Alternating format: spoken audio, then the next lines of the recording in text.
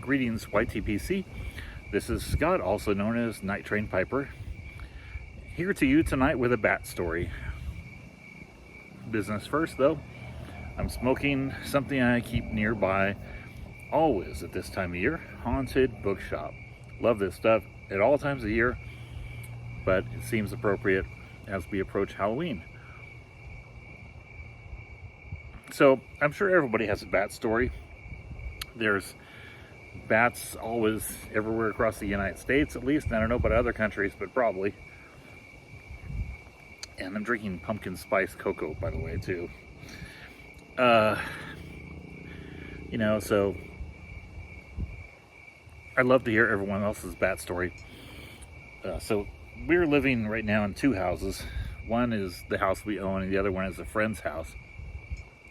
And the friend's house we're living in, we're in a great room, just a really giant room, and the bedroom is there. It's all kind of combined with the living room, and the bathroom goes off on one wall. So it's a giant room with very high vaulted ceilings.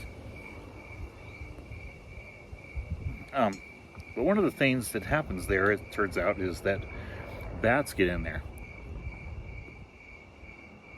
So last Friday, I think it was, Thursday, Friday, a bat wandered in. No idea how. It might have come down the chimney. Could have come in through a hole in the wall somewhere that we don't know about. Could have come in through a screen. And this sucker was big. It was flying around, and flopping against the ceiling way up there where we could never reach it. And then it seemed to disappear. So it was, maybe it sorted itself out, we thought. So last night I was in the room getting ready for bed. My wife was already in bed, and suddenly a shadow passes across my eyes. And I'm thinking, what was that? And then I hear flap, flap, flap.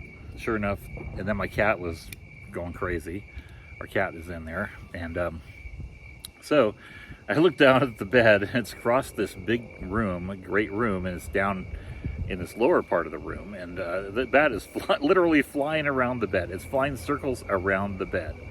So I'm saying, I can get this bat out of here. So I rushed down, and of course, after a bit of, trying to catch it futilely with a shirt or throwing cloth at it or other things at it, I finally opened the slider, this sliding glass door, and short story is that it hid among my wife's clothes. And so the cat was on the bed, and I walked over to the clothes, and I shook him, and the bat flew out.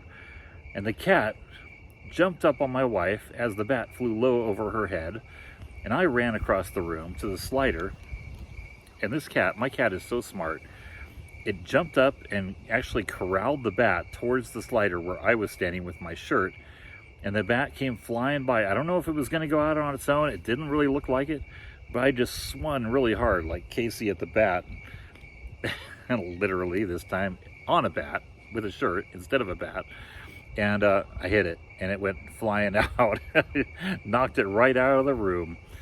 And I'll never forget the sound it made as the shirt contacted it. It was kind of a heavy cowboy shirt too.